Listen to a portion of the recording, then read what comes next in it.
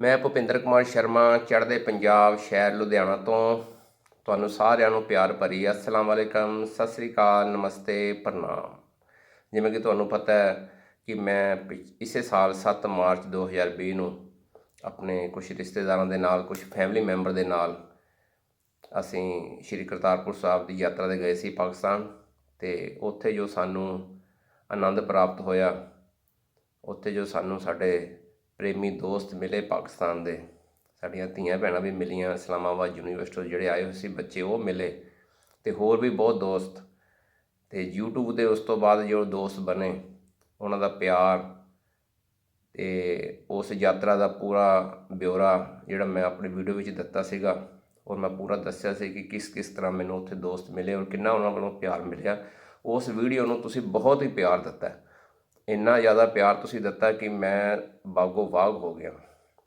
ਉਹ ਜਿਹਨੂੰ ਵੀ ਉਹ ਵੀਡੀਓ ਮੈਂ ਭੇਜਦਾ ਜਾਂ ਦਿਖਾਉਂਦਾ ਹਾਂ ਤਾਂ ਉਹ ਕਹਿੰਦੇ ਨੇ ਕਿ ਯਾਰ ਇੰਨੇ ਤੇਰੇ ਦੋਸਤ ਬਣ ਗਏ ਨੇ, ਇੰਨੇ ਤੈਨੂੰ ਪਸੰਦ ਕਰਦੇ ਨੇ ਲੋਕ ਕਿ ਵਾਹ ਵਾਹ ਹੋਈ ਪਈ ਹੈ। ਤਾਂ ਇਹ ਸਭ ਤੁਹਾਡੇ ਪਿਆਰ ਦਾ ਸਦਕਾ, ਤੁਸੀਂ ਇੰਨਾ ਪਿਆਰ ਦਿੱਤਾ ਮੈਨੂੰ। ਔਰ ਇਹ ਹੋਇਆ, ਇਹਦੇ ਵਿੱਚ ਬਹੁਤ ਵੱਡਾ ਯੋਗਦਾਨ ਹੈ ਸ਼੍ਰੀ ਨਾਸਿਰ ਕਸਾਨਾ ਜੀ, ਸਾਡੇ ਗੋਜਰੇ ਤੋਂ ਜਿਹੜੇ ਨੇ ਇੱਕ ਪਿੰਡ ਪੰਜਾਬ ਚੈਨਲ ਦੇ ਮਾਲਕ, ਉਹਨਾਂ ਦੇ ਕਾਰਨ। ਔਰ ਫਿਰ ਉਸ ਤੋਂ ਬਾਅਦ ਮੁਹੰਮਦ ਸਰਫਰਾਜ਼ ਜੀ ਜਿਹੜੇ ਸ਼ੂਰਕੋਟ ਰਹਿੰਦੇ ਨੇ ਝੰਗ ਜ਼ਿਲ੍ਹੇ ਦੇ ਵਿੱਚ, ਉਹ। ਅਤੇ ਉਸ ਤੋਂ ਪਹਿਲਾਂ ਇੱਕ ਸਾਡੇ ਦੋਸਤ ਨੇ ਸ਼੍ਰੀ ਬਲਵਿੰਦਰ ਸਿੰਘ ਜੀ ਵਿਦੇਸ਼ਾਂ, ਉਹ ਪਿੰਡ ਮੰਡਾਲੀ ਦੇ ਨੇ, ਫਗਵਾੜੇ ਦੇ ਕੋਲ ਦੇ, ਚੜ੍ਹਦੇ ਪੰਜਾਬ ਤੋਂ। ਉਹ ਕੈਨੇਡਾ ਨੇ ਇਸ ਵੇਲੇ। ਉਹਨਾਂ ਦਾ ਵੀ ਇਸ ਦੇ ਵਿੱਚ ਬਹੁਤ ਵੱਡਾ ਯੋਗਦਾਨ ਹੈ। ਉਹਨਾਂ ਨੇ ਵੀ ਕਾਫੀ ਗਾਈਡ ਕੀਤਾ ਸੀ ਪਹਿਲਾਂ ਸਾਨੂੰ ਇਸ ਬਾਰੇ। ਅਤੇ ਇਹ ਇੰਨਾ ਤੁਸੀਂ ਪਿਆਰ ਦਿੱਤਾ ਜਿਹੜਾ ਕਿ ਮੈਂ ਕਈ ਵਾਰ ਤਾਂ ਤੁਹਾਡੇ ਕਮੈਂਟ ਪੜ੍ਹ ਕੇ ਅੱਖਾਂ 'ਚ ਅੱਥਰੂ ਆ ਜਾਂਦੇ ਆ ਕਿ ਇੰਨੇ ਅੱਛੇ ਲੋਕ, ਇੰਨੇ ਪਿਆਰੀਆਂ ਗੱਲਾਂ ਕਰਨ ਵਾਲੇ ਲੋਕ। ਅਤੇ ਉਹ ਮੈਂ ਨਾਮ ਸਾਰਿਆਂ ਦਾ ਨਹੀਂ ਲੈ ਸਕਦਾ ਕਿਉਂਕਿ ਕਾਫੀ ਤਾਦਾਦ ਦੇ ਵਿੱਚ ਨਾਮ ਨੇ, ਉਹ ਹਜ਼ਾਰਾਂ ਦੀ ਗਿਣਤੀ ਵਿੱਚ ਹੋ ਗਏ ਨੇ, ਲੱਖਾਂ ਦੀ ਗਿਣਤੀ ਵਿੱਚ ਚਲੇ ਗਏ ਨੇ। ਅਤੇ ਮੈਂ ਉਹ ਸਾਰਿਆਂ ਦਾ ਨਾਮ ਤਾਂ ਨਹੀਂ ਲੈ ਸਕਦਾ, ਨਾਰਾਜ਼ ਨਹੀਂ ਹੋਣਾ ਤੁਸੀਂ। ਅਤੇ ਔਰ ਤੁਸੀਂ ਇਹਦਾ ਪਿਆਰ ਕਰਨ ਵਾਲੇ ਹੋ, ਨਾਰਾਜ਼ ਤਾਂ ਤੁਸੀਂ ਨਹੀਂ ਹੋਵੋਗੇ ਬਿਲਕੁਲ ਵੀ। ਅਤੇ ਮੈਂ ਕੁਛ ਨਾਮ ਤੁਹਾਨੂੰ ਜਿਹੜੇ ਮੇਰੇ ਅੱਗੇ ਆਏ ਮੈਂ ਤੁਹਾਨੂੰ ਦੱਸ ਦਿੰਦਾ, ਅਤੇ ਉਹ ਮੈਂ ਤੁਹਾਨੂੰ ਦੱਸਦਾ ਹਾਂ।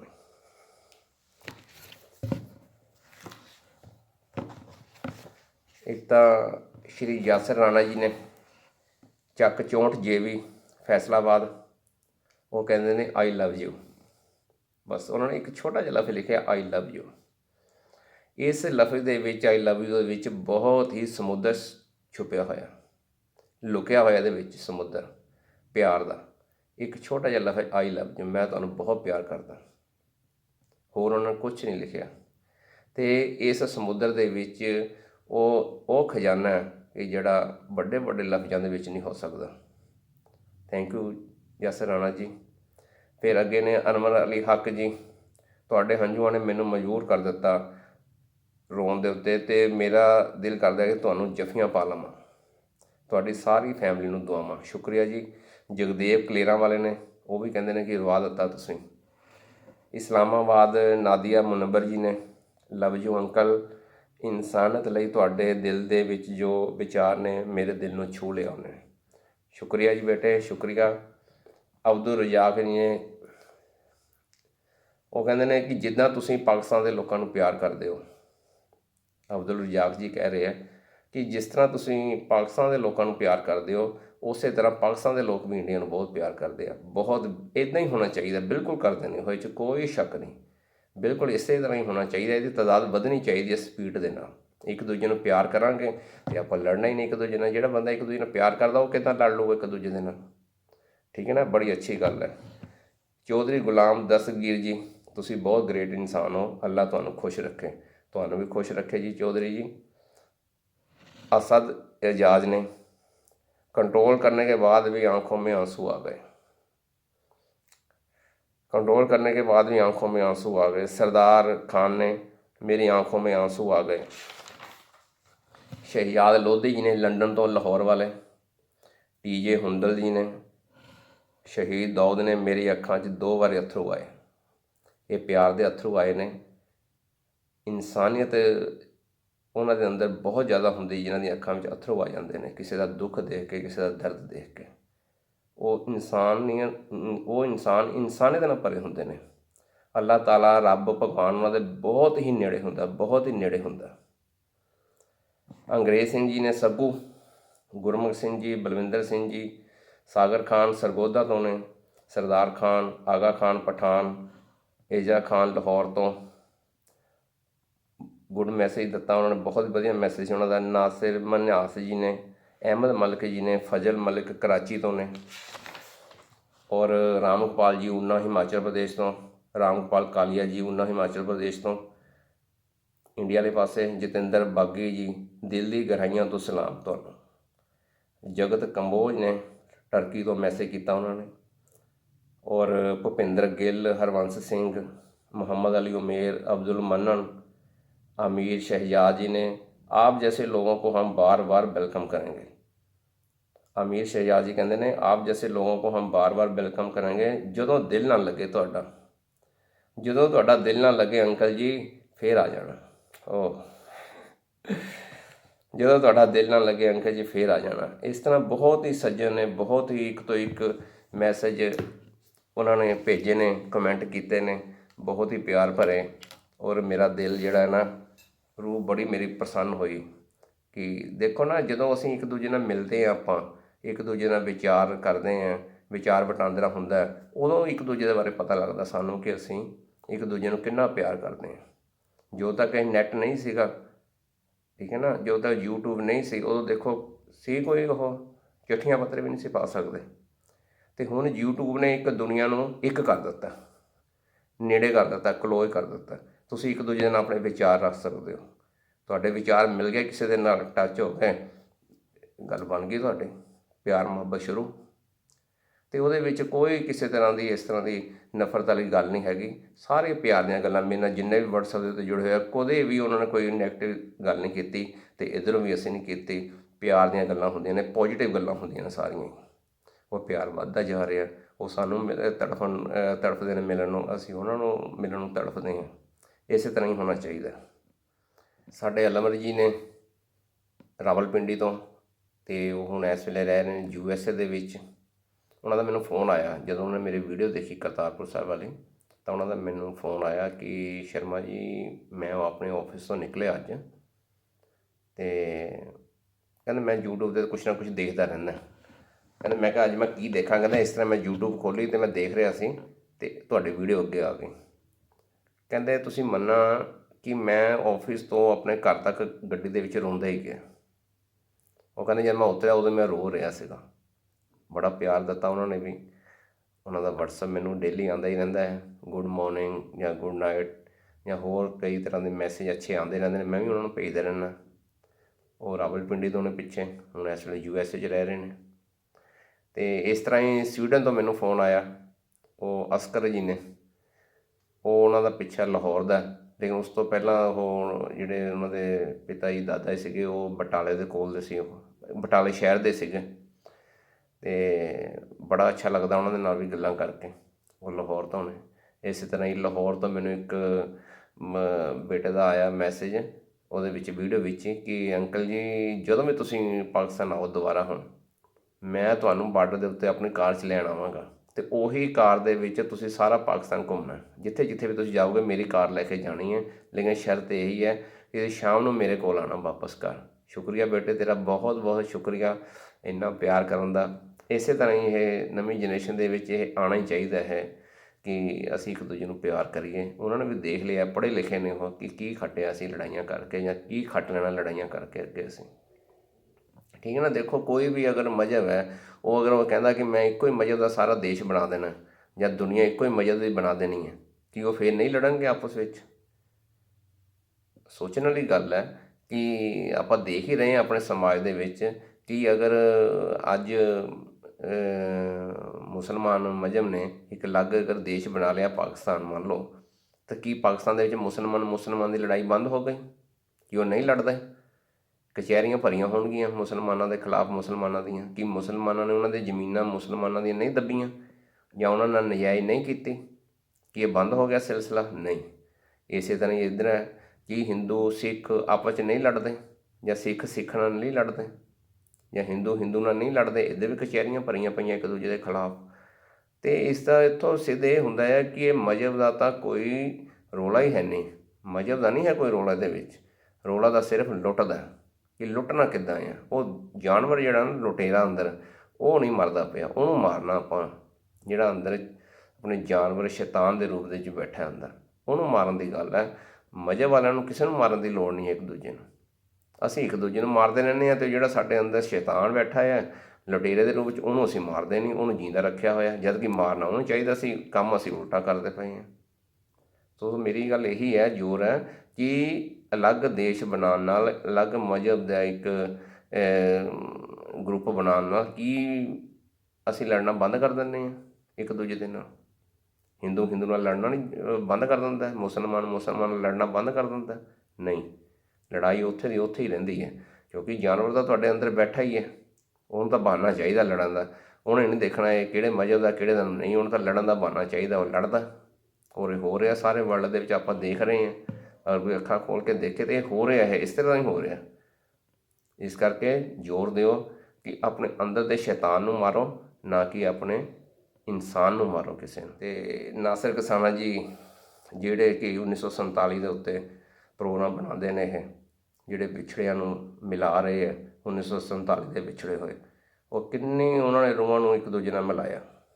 ਔਰ ਇਸੇ ਤਰ੍ਹਾਂ ਹੀ ਸਾਡੇ ਵਾਲੇ ਪਾਸੇ ਇੱਧਰ ਚੜ੍ਹਦੇ ਪੰਜਾਬ ਦੇ ਵਿੱਚ ਸ਼੍ਰੀ ਸਨਵਾਲ ਧਾਮੀ ਜੀ ਅਤੇ ਉਹਨਾਂ ਦੇ ਸਾਥੀ ਪੁਸ਼ਪਿੰਦਰ ਸਿੰਘ ਜੀ, ਜਿਹੜੇ ਪੰਜਾਬ ਪੁਲਿਸ ਵਿੱਚ ਨੇ, ਉਹ ਵੀ ਬਹੁਤ ਅੱਛਾ ਯੋਗਦਾਨ ਪਾ ਰਹੇ ਆ। ਉਹਨਾਂ ਨੇ ਤਾਂ ਹੁਣ ਪਿਛਲੇ ਹਫ਼ਤੇ ਦੀ 10 ਕੁ ਦਿਨਾਂ ਦੀ ਗੱਲ ਹੈ, ਇੱਕ 75 ਸਵਾ ਭੈਣ ਅਤੇ ਭਰਾ ਮਿਲੇ ਨੇ ਆਪਸ ਵਿੱਚ। ਦੇਖੋ ਤੁਸੀਂ, ਉਹ ਜਿਹੜੇ ਨਹੀਂ ਮਿਲ ਪਾਏ ਉਹਨਾਂ ਦਾ ਵੀ ਬਹੁਤ ਦੁੱਖ ਹੈ ਸਾਨੂੰ, ਕਿ ਉਹ ਮਿਲਣਗੇ ਜਾਂ ਨਹੀਂ ਮਿਲਣਗੇ। ਕਈ ਤਾਂ ਮਿਲੇ ਨਹੀਂ ਪਾ ਰਹੇ, ਲੱਭਿਆ ਨਹੀਂ ਉਹਨਾਂ ਨੂੰ ਕੋਈ ਉਹਨਾਂ ਦਾ ਜੀਅ ਕਰਦਾ। ਜਿਸ ਤਰ੍ਹਾਂ ਕਿ ਮੈਨੂੰ ਯਾਦ ਹੈ, ਮੈਂ ਸਟੋਰੀ ਪੜ੍ਹ ਰਿਹਾ ਸੀ ਕਿ ਇੱਕ ਮੀਆਂ ਬੀਬੀ ਜਾ ਰਹੇ ਸੀਗੇ ਇੱਧਰੋਂ, ਜਦੋਂ ਹੱਲੇ ਹੋਏ ਨੇ 1947 ਵਿੱਚ। ਉਹਨਾਂ ਦੇ 17 ਦਿਨਾਂ ਦੇ ਜੁੜਵਾਂ ਬੱਚੇ ਸੀ, 2 ਬੇਟੇ, 17 ਦਿਨਾਂ ਦੇ ਜੋੜੇ ਸੀ। ਅਤੇ ਉਹ ਗੰਨੇ ਦੇ ਖੇਤਾਂ ਦੇ ਵਿੱਚ ਲੁੱਕ ਗਏ, ਬੱਚੇ ਰੋਣ ਲੱਗ ਗਏ। ਉਹਨਾਂ ਨੇ ਆਪਸ ਸਲਾਹ ਕੀਤੀ ਕਿ ਜੇ ਕਿਸੇ ਨੂੰ ਪਤਾ ਲੱਗ ਗਿਆ ਅਸੀਂ ਵੀ ਮਰ ਜਾਵਾਂਗੇ ਅਤੇ ਇਹਨਾਂ ਨੂੰ ਵੀ ਮਾਰ ਦੇਣਾ ਕਿਸੇ ਨੇ। ਉਹਨਾਂ ਨੇ ਆਪਸ ਸਲਾਹ ਕੀਤੀ, ਉਹਨੂੰ ਖੇਤ ਦੇ ਵੱਟਾਂ ਉੱਤੇ ਰੱਖ ਦਿੱਤਾ ਦੋਨਾਂ ਬੱਚਿਆਂ ਨੂੰ, ਅਤੇ ਆਪ ਉਸ ਪਿੱਛੋਂ ਦੀ ਜਾਂ ਜਿੱਧਰ ਵੀ ਉਹਨਾਂ ਨੂੰ ਰਾਹ ਲੱਭਿਆ ਉੱਧਰ ਦੀ ਉਹ ਨਿਕਲ ਗਏ। ਅਤੇ ਉਹ ਬੱਚੇ ਉੱਥੇ ਕਿਹਨੇ ਚੱਕੇ ਕਿਹਨੇ ਨਹੀਂ ਚੱਕੇ, ਕਿਹਨੇ ਪਾਲੇ, ਉਹ ਜੇ ਅੱਜ ਬੱਚੇ ਹੋਣਗੇ ਤਾਂ ਉਹਨਾਂ ਦੀ ਉਮਰ 74-75 ਸਾਲ ਦੀ ਹੋ ਗਈ ਜੁੜਵਾਂ ਬੱਚਿਆਂ ਦੀ।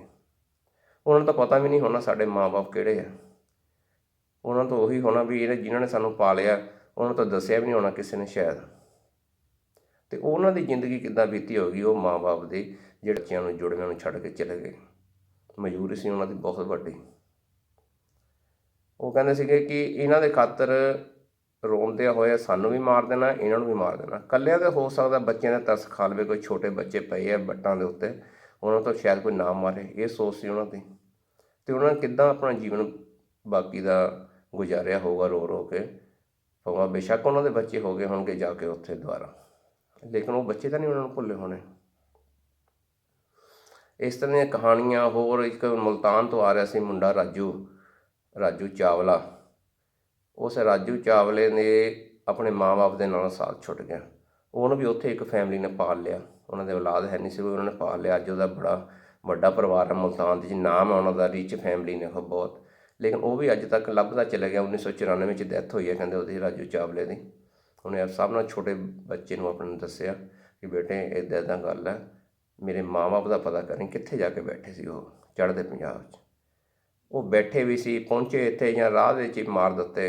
ਅਤੇ ਇਸ ਤਰ੍ਹਾਂ ਦਾ ਇੰਨੇ ਜ਼ੁਲਮ ਹੋਏ, ਇੰਨੀਆਂ ਕਹਾਣੀਆਂ ਜਿਹੜੀਆਂ ਕਿ ਦਿਲ ਕੰਬ ਜਾਂਦਾ ਸੁਣ ਕੇ, ਅੱਥਰੂ ਆ ਜਾਂਦੇ ਨੇ ਅੱਖਾਂ ਦੇ ਵਿੱਚ। ਯਾਰ ਇੰਨਾ ਜ਼ੁਲਮ, ਹੱਦ ਹੋ ਗਈ ਜ਼ੁਲਮ ਦੀ।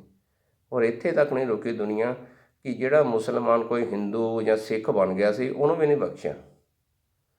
ਔਰ ਕੋਈ ਹਿੰਦੂ ਜਾਂ ਸਿੱਖ ਜਿਹੜਾ ਮੁਸਲਮਾਨ ਬਣ ਗਿਆ ਸੀ ਉਹਨੂੰ ਵੀ ਨਹੀਂ ਛੱਡਿਆ ਗਿਆ, ਉਹਨੂੰ ਵੀ ਮਾਰ ਦਿੱਤਾ ਗਿਆ। ਇਹਦਾ ਕੀ ਕਾਰਨ ਸੀ? ਇਹਦੇ ਪਿੱਛੇ ਇੱਕੋ ਹੀ ਕਾਰਨ ਸੀ ਕਿ ਸਾਡਾ ਮਕਸਦ ਤਾਂ ਲੁੱਟਣਾ ਹੈ, ਨਾ ਕਿ ਸਾਡਾ ਤਾਂ ਇਹ ਦੇਖਣਾ ਕਿ ਇਹ ਮੁਸਲਮਾਨ ਮਜ਼ਹਬ ਦਾ ਜਾਂ ਹਿੰਦੂ ਮਜ਼ਹਬ ਦਾ ਜਾਂ ਸਿੱਖ ਮਜ਼ਹਬ ਦਾ। ਇਹ ਲੁਟੇਰਿਆਂ ਦਾ ਕੰਮ ਹੈ ਲੁੱਟਣਾ ਬਸ। ਜਦੋਂ ਉਹਨੇ ਦੇਖਿਆ ਕਿ ਇਹ ਤਾਂ ਮੁਸਲਮਾਨ ਹਿੰਦੂ ਜਾਂ ਸਿੱਖ ਬਣ ਗਏ ਨੇ, ਹੁਣ ਇਹਨਾਂ ਨੂੰ ਲੁੱਟੀਏ ਕਿਹੜੇ ਹਿਸਾਬ ਨਾਲ। ਲੇਕਿਨ ਉਹੀ ਜਿਹੜਾ ਉਹਨਾਂ ਦੇ ਅੰਦਰ ਸ਼ੈਤਾਨ ਸੀ ਉਹ ਹੈਵੀ ਹੋਇਆ, ਉਹਨਾਂ ਨੇ ਫਿਰ ਵੀ ਉਹਨਾਂ ਨੂੰ ਧਰਮ ਬਦਲਦੇ ਹੋਏ ਵੀ ਫਿਰ ਵੀ ਮਾਰ ਦਿੱਤਾ। ਇੱਦਾਂ ਦੇ ਬਹੁਤ ਕੇਸ ਨੇ, ਮੈਂ ਤਾਂ ਤੁਹਾਨੂੰ ਇੱਕ ਅੱਧਾ ਹੀ ਦੱਸ ਰਿਹਾ ਹੈ। ਔਰ ਹੁਣ ਤੁਸੀਂ ਦੇਖ ਲਓ ਜਿਹੜੀ ਸਾਡੀ ਨਵੀਂ ਜਨਰੇਸ਼ਨ ਹੈ, ਚਾਹੇ ਇੱਧਰ ਹੈ ਚਾਹੇ ਉੱਧਰ ਹੈ, ਉਹਨੂੰ ਇਹ ਵਿਚਾਰ ਕਰਨਾ ਚਾਹੀਦਾ ਕਿ ਇਹ ਪਿੱਛੇ ਕੀ ਹੋਇਆ ਅੱਜ 74 ਸਾਲ ਪਹਿਲਾਂ, ਕਿ ਅਸੀਂ ਅੱਗੇ ਇਸ ਚੀਜ਼ਾਂ ਨੂੰ ਨਹੀਂ ਹੋਣ ਦੇਣਾ। ਅਸੀਂ ਪਿਆਰ ਨਾਲ ਰਹਿਣਾ, ਅਸੀਂ ਬਿਲਕੁਲ ਨਹੀਂ ਇਸ ਤਰ੍ਹਾਂ ਦੀ ਕੋਈ ਨਫ਼ਰਤ ਵਾਲੀ ਗੱਲ ਕਰਨੀ ਜਿਹੜਾ ਕਿ ਸਾਨੂੰ ਵੀ ਇੱਦਾਂ ਦਾ ਸੰਤਾਪ ਸਹਿਣਾ ਪਵੇ ਜੋ ਉਹਨਾਂ ਨੂੰ ਸਹਿਣਾ ਪਿਆ। ਕੀ ਖੱਟਿਆ ਕਿਸੇ ਨੇ ਉਸ ਕਰਕੇ, ਕਿਸੇ ਦੇ ਬੱਚੇ ਰੁਲ ਗਏ, ਕਿਸੇ ਦੇ ਮਾਂ-ਬਾਪ ਰੁਲ ਗਏ, ਕਿਸੇ ਦੀਆਂ ਧੀਆਂ ਭੈਣਾਂ ਰੁਲ ਗਈਆਂ। ਅੱਜ ਵੀ ਇੱਧਰ ਪਿੰਡਾਂ ਦੇ ਵਿੱਚ ਅਤੇ ਉੱਧਰ ਵੀ ਉਹ ਧੀਆਂ ਵੱਸਦੀਆਂ ਨੇ, ਕੋਈ 90-90 ਸਾਲ ਦੀ ਹੋਈ, ਕੋਈ ਕਿੰਨੇ ਸਾਲ ਦੇ ਹੋ ਗਏ, 13-13 ਸਾਲ ਦੀਆਂ, 14-14 ਸਾਲ ਦੀਆਂ ਕੁੜੀਆਂ ਚੱਕ ਕੇ ਲੈ ਗਏ, ਕੋਈ 40 ਸਾਲ ਦੇ ਨੇ ਵਿਆਹ ਕਰਾ ਲਿਆ, ਕਿਸੇ ਨੇ 35 ਸਾਲ ਦੇ ਨੇ ਵਿਆਹ ਕਰਾ ਲਿਆ। ਇਸ ਤਰ੍ਹਾਂ ਦੀਆਂ ਕਹਾਣੀਆਂ ਹਜ਼ਾਰਾਂ ਸੁਣਦੇ ਹਾਂ ਆਪਾਂ। ਅਤੇ ਇਸ ਕਰਕੇ ਮੇਰਾ ਜ਼ੋਰ ਤਾਂ ਇਸ ਦੇ ਉੱਤੇ ਹੀ ਹੈ ਕਿ ਪਿਆਰ ਕਰੋ, ਵੱਧ ਤੋਂ ਵੱਧ ਨਫ਼ਰਤ ਨੂੰ ਘਟਾਓ। ਅਸੀਂ ਇੱਧਰ ਐਵੇਂ ਨੈਗੇਟਿਵ ਗੱਲਾਂ ਕਰਦੇ ਹਾਂ, ਤੁਸੀਂ ਉੱਧਰ ਕੋਈ ਨੈਗੇਟਿਵ ਗੱਲਾਂ ਕਰਦੇ ਲਹਿੰਦੇ ਪੰਜਾਬ ਵੱਲ ਕਿ ਉਹ ਦੇਖੋ ਜੀ ਉਹ ਸ਼ਹਿਰ 'ਚ ਕੀ ਹੋ ਗਿਆ, ਉੱਥੇ ਦੇਖੋ ਫਲਾਣੇ ਨਾਲ ਕੀ ਹੁੰਦਾ। ਅਸੀਂ ਇੱਧਰ ਬੈਠੇ ਕਰੀ ਜਾਈਏ ਉਹ ਦੇਖੋ ਜੀ ਉਹ ਸ਼ਹਿਰ 'ਚ ਕੀ ਹੁੰਦਾ। 500 ਕਿਲੋਮੀਟਰ ਦੂਰ ਦੀਆਂ ਗੱਲਾਂ ਕਰੀਏ ਅਸੀਂ ਆਪਣੇ ਦੇਖੀਏ ਸਾਡੇ ਮਹੱਲੇ ਵਿੱਚ ਕੀ ਹੋ ਰਿਹਾ, ਸਾਡੇ ਸ਼ਹਿਰ 'ਚ ਕੀ ਹੋ ਰਿਹਾ। ਅਸੀਂ ਉਹਨੂੰ ਸੁਧਾਰਨ ਦੀ ਕੋਸ਼ਿਸ਼ ਕਰੋ। ਜਿਸ ਤਰ੍ਹਾਂ ਤੁਸੀਂ ਸੁਧਾਰਨ ਦੀ ਕੋਸ਼ਿਸ਼ ਕਰੋਗੇ ਆਪੇ 500 ਕਿਲੋਮੀਟਰ ਤੱਕ ਠੀਕ ਹੋ ਜਾਏਗਾ ਸਾਰਾ ਕੁਛ। ਅਸੀਂ ਕੀ ਕਰਦੇ ਹਾਂ, ਆਪਣੇ ਮਹੱਲੇ ਦੇ ਵਿੱਚ, ਆਪਣੇ ਸ਼ਹਿਰ ਦੇ ਵਿੱਚ ਅਸੀਂ ਹਾਲਾਤ ਵਿਗਾੜਦੇ ਹਾਂ, ਔਰ 500 ਕਿਲੋਮੀਟਰ ਦੇ ਉੱਤੇ ਬੈਠਣ ਦੀ ਅਸੀਂ ਸੁਧਾਰਨ ਦੀ ਕੋਸ਼ਿਸ਼ ਕਰਦੇ ਹਾਂ। ਕਿਸ ਤਰ੍ਹਾਂ ਹੋ ਜਾਊਗਾ? ਬਿਲਕੁਲ ਵੀ ਨਹੀਂ ਹੋ ਸਕਦਾ। ਤੁਹਾਡੇ ਰੌਲਾ ਪਾਉਣ ਨਾਲ ਜਾਂ ਸਾਡੇ ਰੌਲਾ ਪਾਉਣ ਨਾਲ ਕੁਛ ਨਹੀਂ ਹੋਣਾ। ਜੋ ਵੀ ਹੋਣਾ ਤੁਹਾਡੇ ਉਸੇ ਜਗ੍ਹਾ ਦੇ ਉੱਤੇ ਕਰਨ ਨਾਲ ਕੁਛ ਹੋਣਾ, ਨਾ ਕਿ 500 ਕਿਲੋਮੀਟਰ ਦੇ ਉੱਤੇ ਬੈਠੇ ਤੁਹਾਨੂੰ ਆਪਾਂ ਰੌਲਾ ਪਾਈ ਜਾਈਏ, 1000 ਕਿਲੋਮੀਟਰ ਦੇ ਬੈਠੇ ਰੌਲਾ ਪਾਈ ਜਾਈਏ ਕਿ ਉੱਥੇ ਦੇਖੋ ਜੀ ਕੀ ਹੋ ਗਿਆ ਫਲਾਣੇ ਉਹਦੇ ਨਾਲ, ਉੱਥੇ ਦੇਖੋ ਜੀ ਕੀ ਹੋ ਗਿਆ। ਨਹੀਂ, ਅਸੀਂ ਆਪਣੇ ਗਲੀ ਤੋਂ ਸ਼ੁਰੂ ਕਰੀਏ, ਜਿਹੜੇ ਮਹੱਲੇ 'ਚ ਅਸੀਂ ਰਹਿੰਦੇ ਹਾਂ ਉੱਥੇ ਅਸੀਂ ਸੁਧਾਰ ਸ਼ੁਰੂ ਕਰੀਏ। ਜੇ ਅਸੀਂ ਚਾਹੁੰਦੇ ਹਾਂ ਸੱਚੇ ਦਿਲ ਨਾਲ ਕਿ ਇਹ ਦੁਨੀਆ ਸੁਧਰੇ, ਇਹ ਦੁਨੀਆ ਦੇ ਵਿੱਚ ਜੰਨਤ ਬਣੇ, ਤਾਂ ਸਾਨੂੰ ਆਪਣੇ ਮਹੱਲੇ, ਆਪਣੇ ਇਲਾਕੇ, ਆਪਣੇ ਕਸਬੇ ਦੇ ਵਿੱਚੋਂ ਸ਼ੁਰੂਆਤ ਕਰਨੀ ਪਏਗੀ, ਨਾ ਕਿ 1000 ਕਿਲੋਮੀਟਰ ਜਾ ਕੇ ਸਾਨੂੰ ਸੁਧਾਰ ਕਰਨਾ ਪਏਗਾ। ਆਪਣੇ ਹਾਲਾਤ ਇੱਥੇ ਮਹੱਲੇ 'ਚ ਠੀਕ ਨਹੀਂ ਹੁੰਦੇ, ਸਾਡੇ ਬਣਦੇ ਨਹੀਂ ਕਿਸੇ ਨਾਲ, ਅਸੀਂ ਸੁਧਾਰਨ ਚਲੇ ਜਾਂਦੇ ਹਾਂ 1000 ਕਿਲੋਮੀਟਰ ਵਾਲਿਆਂ ਨੂੰ। ਇਸ ਕਰਕੇ ਇਸ ਤਰ੍ਹਾਂ ਨਹੀਂ ਹੋਣਾ ਚਾਹੀਦਾ। ਅਸੀਂ ਆਪਣਾ ਦੇਖਣਾ ਪਹਿਲਾਂ ਕਿ ਅਸੀਂ ਕਿੱਥੇ ਕਿੱਥੇ ਆਪਣਾ ਯੋਗਦਾਨ ਦੇ ਸਕਦੇ ਹਾਂ ਇਸ ਦੁਨੀਆ ਨੂੰ ਅੱਛਾ ਬਣਾਉਣ ਦੀ ਖਾਤਰ। ਔਰ ਤੁਸੀਂ ਕਰ ਸਕਦੇ ਹੋ, ਹਰ ਇਨਸਾਨ ਕਰ ਸਕਦਾ ਹੈ ਅਗਰ ਜੋ ਸੱਚੇ ਦਿਲ ਨਾਲ ਚਾਹਵੇ ਤਾਂ। ਅਤੇ ਮੇਰਾ ਇਹੀ ਤੁਹਾਨੂੰ ਸਾਰਿਆਂ ਨੂੰ ਪੈਗਾਮ ਹੈ ਕਿ ਆਓ ਪਿਆਰ ਵਧਾਈਏ, ਆਪਾਂ ਸਾਰੇ ਰਲ ਮਿਲ ਕੇ ਰਹੀਏ, ਇੱਕ ਦੂਜੇ ਦੇ ਕਲਚਰ ਨੂੰ। ਹਾਲਾਂਕਿ ਕਲਚਰ ਦਾ ਸਾਡਾ ਅਸੀਂ ਕੀ ਸਿੱਖਣਾ ਲਹਿੰਦੇ ਪੰਜਾਬ ਦਾ, ਜਾਂ ਲਹਿੰਦੇ ਪੰਜਾਬ ਵਾਲਿਆਂ ਨੇ ਸਾਡਾ ਕੀ ਸਿੱਖਣਾ। ਕਲਚਰ ਹੀ ਸਾਡਾ ਇੱਕ ਹੈ, ਸਾਡੀ ਬੋਲੀ ਇੱਕ, ਸਾਡਾ ਕਲਚਰ ਇੱਕ, ਸਾਡੀਆਂ ਗਾਲਾਂ ਇੱਕ, ਹਾਂਜੀ, ਸਾਡਾ ਰਹਿਣਾ ਸਹਿਣਾ, ਖਾਣਾ ਪੀਣਾ, ਅਤੇ ਉਹ ਸਾਰਾ ਕੁਛ ਹੀ ਇੱਕ ਹੈ ਸਾਡਾ ਤਾਂ। ਫਿਰ ਵੀ ਜਿਹੜਾ ਨਵੀਂ ਜਨਰੇਸ਼ਨ ਨੂੰ ਨਹੀਂ ਪਤਾ, ਜਾਂ ਇੱਧਰਲੀ ਨਵੀਂ ਜਨਰੇਸ਼ਨ ਨੂੰ ਨਹੀਂ ਪਤਾ ਕਿ ਉੱਧਰ ਕਲਚਰ ਕਿੱਦਾਂ, ਉਹਨਾਂ ਨੂੰ ਅਸੀਂ ਦੱਸੀਏ ਇੱਕ ਦੂਜੇ ਨਾਲ। ਅਸੀਂ ਵਟਸਐਪ ਦੇ ਉੱਤੇ ਇੱਕ ਦੂਜੇ ਨਾਲ ਚੀਜ਼ਾਂ ਖਾਣ ਪੀਣ ਦੀਆਂ ਵੰਡੀਏ, ਦੱਸੀਏਗਾ ਦੇਖੋ ਇੱਧਰ ਵੀ ਇਹੀ ਬਣ ਰਿਹਾ, ਇੱਧਰ ਵੀ ਇਹੀ ਬਣ ਰਿਹਾ। ਅਤੇ ਲਾਸਟ ਦੇ ਵਿੱਚ ਇੱਕ ਹੈ ਮੇਰੇ ਕੋਲ ਕੁਛ ਲਾਈਨਾਂ ਕਿਸੇ ਸ਼ਾਇਰ ਦੀਆਂ ਲਿਖੀਆਂ ਹੋਈਆਂ, ਮੈਂ ਤੁਹਾਨੂੰ ਜ਼ਰੂਰ ਸੁਣਾਉਣਾ ਚਾਹੂੰਗਾ, ਉਹ ਜ਼ਰੂਰ ਸੁਣਨਾ ਤੁਸੀਂ। ਕਹਿੰਦਾ, ਧਿਆਨ ਨਾਲ ਸੁਣਨਾ ਪਲੀਜ਼। ਇਨਸਾਨ ਦੇਵਤਾ ਨਾ ਬਣੇ। ਦੇਵਤਾ ਦਾ ਮਤਲਬ ਹੁੰਦਾ ਜਿੱਦਾਂ ਆਪਣੇ ਮੁਸਲਮਾਨ ਮਜ਼ਹਬ ਦੇ ਵਿੱਚ ਨਬੀ ਕਹਿੰਦੇ ਨੇ, ਇਸ ਤਰ੍ਹਾਂ ਸਾਡੇ ਹਿੰਦੂ ਮਜ਼ਹਬ ਦੇ ਵਿੱਚ ਦੇਵਤਾ। ਇਨਸਾਨ ਦੇਵਤਾ ਨਾ ਬਣੇ ਤਾਂ ਕੋਈ ਗਮ ਨਹੀਂ। ਕੋਈ ਗੱਲ ਨਹੀਂ ਇਨਸਾਨ ਨੇ ਕਿਸੇ ਨੇ ਨਬੀ ਬਣਨਾ ਜਾਂ ਦੇਵਤਾ ਬਣਨਾ, ਕੋਈ ਗੱਲ ਨਹੀਂ, ਕੋਈ ਜ਼ਬਰਦਸਤੀ ਨਹੀਂ ਹੈ। इंसान देवता ना बने तो कोई गम नहीं, पर इंसान वैशी ना बने ये भी कम नहीं। जो वैशी ना बने ये भी कोई घट नहीं है, ठीक है, अपनी ज़िंदगी जी रहे हैं। ना जिए दूसरों के लिए, ना जिए दूसरों के लिए तो कोई गम नहीं। कोई गल नहीं, किसी के काम नहीं आता ना सही। जीने के दूसरों को, जीने दे दूसरों को, ये भी कम नहीं। ਉਹ ਦੂਸਰਿਆਂ ਨੂੰ ਤਾਂ ਜੀਣ ਦੇਵੇ, ਜਿਹੜਾ ਜੀ ਰਹੇ ਆ ਉਹਨਾਂ ਨੂੰ ਵੀ ਮਾਰਨ ਮੁਕਾਉਣ ਨੂੰ ਫਿਰਦਾ ਕਿ ਇਹਨਾਂ ਨੂੰ ਵੀ ਮਾਰ ਮੁਕਾ ਲਾ ਦੇਵਾਂ ਅਤੇ ਦੁਨੀਆ ਖਾਲੀ ਕਰ ਦੇਵਾਂ ਮੈਂ ਇਹ। ਨਾ ਹਸਾਏ ਦੂਸਰੋਂ ਕੋ, ਨਾ ਹਸਾਏ ਦੂਸਰੋਂ ਕੋ ਤਾਂ ਕੋਈ ਗਮ ਨਹੀਂ। ਨਹੀਂ ਤੈਨੂੰ ਹਸਾਉਣਾ ਆਉਂਦਾ ਕਿਸੇ ਨੂੰ ਰੋਂਦੇ ਨੂੰ ਕੋਈ ਗੱਲ ਨਹੀਂ, ਨਾ ਉਹਨੂੰ ਤੂੰ ਹਸਾ, ਨਾ ਬਰਾ ਉਹਨੂੰ, ਜਿੱਦਾਂ ਪੰਜਾਬੀ ਸਾਡੇ ਕਹਿੰਦੇ ਬਰਾਣਾ ਕਿਸੇ ਨੂੰ। ना हंसाए दूसरों को तो कोई गम नहीं, हंसतों को ना रुलाए। देखो कितनी बड़ी गल कही है, हंसतों को ना रुलाए तो ये भी कम नहीं। कोई हस रहा है ਉਹਨੂੰ ਤਾਂ ਰੋਣ ਦਾ ਕੋਈ ਫਰਜ਼ ਨਹੀਂ ਬਣਦਾ ਸਾਡਾ, ਕੋਈ ਹੱਕ ਨਹੀਂ ਬਣਦਾ ਸਾਡਾ। ਕੋਈ ਹੱਸ ਕੇ ਰਹਿ ਰਿਹਾ, ਕੋਈ ਪਿਆਰ ਨਾਲ ਰਲ ਕੇ ਰਹਿ ਰਿਹਾ, ਉਹਨੂੰ ਵੀ ਅਸੀਂ ਫੜਨ ਦੀ ਕੋਸ਼ਿਸ਼ ਕਰਦੇ ਹਾਂ, ਉਹਨੂੰ ਵੀ ਅਸੀਂ ਅਲੱਗ ਕਰਨ ਦੀ ਕੋਸ਼ਿਸ਼ ਕਰਦੇ ਹਾਂ, ਰਵਾਉਣ ਦੀ ਕੋਸ਼ਿਸ਼ ਕਰਦੇ ਹਾਂ ਹੱਸਦਿਆਂ ਨੂੰ। ਗਿਰਤੋਂ ਕੋ ਨਾ ਉਠਾਏ, ਕੋਈ ਗਿਰਦਾ ਪਿਆ नहीं चकना चाहता तो ना चक, कोई गम नहीं। गिरतों को ना उठाए तो कोई गम नहीं, उठतों को ना गिराए ये भी कम नहीं। ਜਿਹੜਾ ਉੱਠ ਰਿਹਾ ਉਹਨੂੰ ਤਾਂ ਨਾ ਲੱਤਾਂ ਦੀਆਂ ਖਿੱਚੋ ਤੁਸੀਂ। ਜਿਹੜਾ ਕੋਈ ਪਿਆਰ ਕਰ ਰਿਹਾ ਹੈ, ਕੋਈ ਪਿਆਰ ਕਰ ਰਹੇ ਨੇ ਦੋ ਜਿਹੜੇ ਅੱਜ ਤੋਂ 70 ਸਾਲ ਪਹਿਲਾਂ ਦੁਸ਼ਮਣ ਸੀ ਆਪਣੇ, ਜਾਂ ਅੱਜ ਉਹ ਪਿਆਰ ਕਰਦੇ ਨੇ, ਤੁਸੀਂ ਕਿਉਂ ਉਹਨਾਂ ਦੀ ਲੱਤਾਂ ਖਿੱਚਦੇ ਹੋ? ਕਰਨ ਦਿਓ ਉਹਨਾਂ ਨੂੰ ਪਿਆਰ ਆਪਸ ਵਿੱਚ। ਤੁਸੀਂ ਨਫ਼ਰਤ ਕਰਨੀ ਹੈ ਕਰੀ ਜਾਓ, ਤੁਹਾਨੂੰ ਮੁਬਾਰਕ। लेकिन ਜਿਹੜਾ ਪਿਆਰ ਕਰ ਰਿਹਾ ਉਹਨਾਂ ਤੋਂ ਤੁਸੀਂ ਪਿਆਰ ਕਰਨ ਦਿਓ। गिरतों को ना उठाए तो कोई गम नहीं, उठतों को ना गिराए ये भी कम नहीं। ਇਹ ਵੀ ਕਿਸੇ ਤੋਂ ਘੱਟ ਨਹੀਂ ਹੈ, ਠੀਕ ਹੈ। ਇਸ ਤਰ੍ਹਾਂ ਦੇ ਅਸੀਂ ਇਨਸਾਨ ਬਣਨਾ ਹੈ, ਔਰ ਫਿਰ ਸਾਡਾ ਦੁਨੀਆ ਦੇ ਵਿੱਚ ਇੱਕ ਪਿਆਰ ਕਰਨ ਵਾਲਿਆਂ ਦੇ ਵਿੱਚ ਸਾਡਾ ਨਾਮ ਸ਼ਾਮਲ ਹੋਏਗਾ। ਇਸ ਤਰ੍ਹਾਂ ਗੱਲਾਂ ਕਰਨ ਨਾਲ ਕੁਛ ਨਹੀਂ ਹੋਣਾ, ਸਾਨੂੰ ਪ੍ਰੈਕਟੀਕਲ ਕਰਨਾ ਪਊਗਾ, ਸਾਨੂੰ ਕਰਕੇ ਦਿਖਾਉਣਾ ਪਏਗਾ ਤੁਹਾਨੂੰ, ਸੱਚੇ ਦਿਲ ਨਾਲ ਹੋਵੇ। ਇੱਥੋਂ ਨਹੀਂ, ਦਿਮਾਗ ਤੋਂ ਪਿਆਰ ਨਹੀਂ ਕਰਨਾ, ਪਿਆਰ ਹਮੇਸ਼ਾ ਦਿਲ ਤੋਂ ਕਰਨਾ। ਜਿਹੜੇ ਲੋਕ ਇੱਥੋਂ ਦਿਮਾਗ ਤੋਂ ਪਿਆਰ ਕਰਦੇ ਨੇ, ਉਹ ਤੁਹਾਨੂੰ ਪਤਾ ਹੀ ਹੈ ਉਹਨਾਂ ਨੂੰ ਕੀ ਨੁਕਸਾਨ ਸਹਿਣੇ ਪੈਂਦੇ ਨੇ, ਉਹ ਪੂਰੀ ਕੌਮ ਨੂੰ ਸਹਿਣੇ ਪੈ ਜਾਂਦੇ ਆ ਨੁਕਸਾਨ। ਇਸ ਕਰਕੇ ਆਪਾਂ ਇੱਥੋਂ ਪਿਆਰ ਕਰਨਾ ਸਾਰਿਆਂ ਨੇ ਹੀ, ਕੋਈ ਇਹਦੇ 'ਚ ਊਚ ਨੀਚ, ਕੋਈ ਭੇਦਭਾਵ ਨਹੀਂ ਕਰਨਾ, ਜਾਤ ਪਾਤ ਦਾ ਨਹੀਂ ਕਰਨਾ, ਇਹ ਮਜ਼ਹਬ ਦਾ ਉਹਦਾ, ਇਹ ਉਹਦੇ ਮਜ਼ਹਬ ਦਾ ਨਹੀਂ। ਆਪਾਂ ਇਨਸਾਨ ਹੈ, ਆਪਾਂ ਨੂੰ ਰੱਬ ਨੇ, ਅੱਲਾਹ ਤਾਲਾ ਨੇ ਇਨਸਾਨ ਬਣਾਇਆ। ਇਸ ਕਰਕੇ ਆਪਾਂ ਸਾਰਿਆਂ ਨੇ ਪਿਆਰ ਹੀ ਕਰਨਾ, ਪਿਆਰ ਦੀਆਂ ਗੱਲਾਂ ਹੀ ਕਰਨੀਆਂ। ਹੱਸਦੇ ਵਸਦੇ ਰਹੋ, ਖੁਸ਼ ਰਹੋ। ਫਿਰ ਕੋਈ ਮੌਕਾ ਲੱਗਿਆ ਫਿਰ ਜ਼ਰੂਰ ਮੈਂ ਤੁਹਾਡੇ ਵਿਚਾਰ ਆਪਣੇ ਰੱਖਾਂਗਾ ਅੱਗੇ ਕਦੇ। ਖੁਦਾ ਹਾਫਿਜ਼।